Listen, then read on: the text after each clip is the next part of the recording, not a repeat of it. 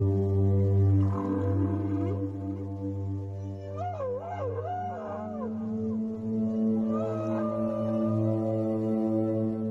of the most exciting scientific findings of the past half-century has been the discovery of widespread trophic cascades. A trophic cascade is an ecological process which starts at the top of the food chain and tumbles all the way down to the bottom.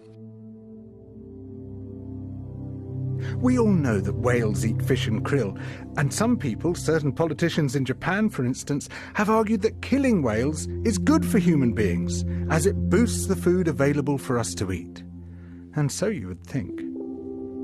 But as the great whales declined, so did the numbers of fish and krill. It seems counterintuitive. Surely their numbers would rise as their major predators disappeared.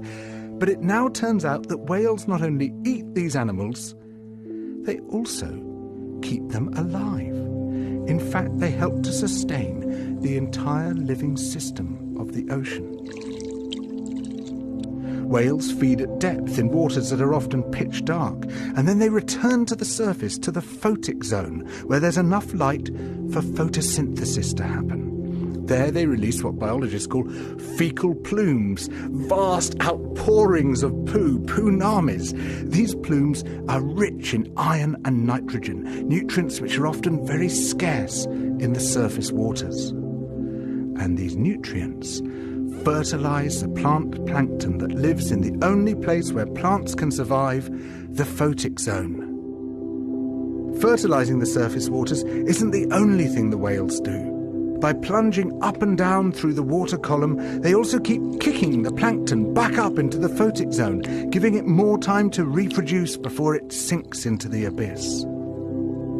Even today, though whale populations have been greatly reduced, the vertical mixing of water caused by movements of animals up and down through the column of the oceans is astonishingly roughly the same as the amount of mixing caused by all the world's wind and waves and tides. More plant plankton means more animal plankton, on which the larger creatures then feed. In other words, more whales means more fish and krill. But the story doesn't end here, because plant plankton not only feeds the animals of the sea, it also absorbs carbon dioxide from the atmosphere. When eventually it sinks to the ocean floor, it takes this carbon out of circulation down to a place where it remains for thousands of years. The more whales there are, the more plankton there is. The more plankton there is, the more carbon is drawn out of the air.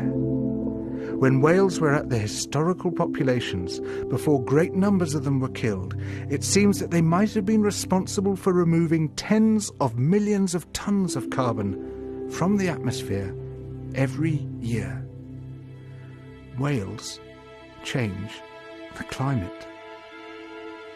The return of the great whales, if they're allowed to recover, could be seen as a benign form of geoengineering.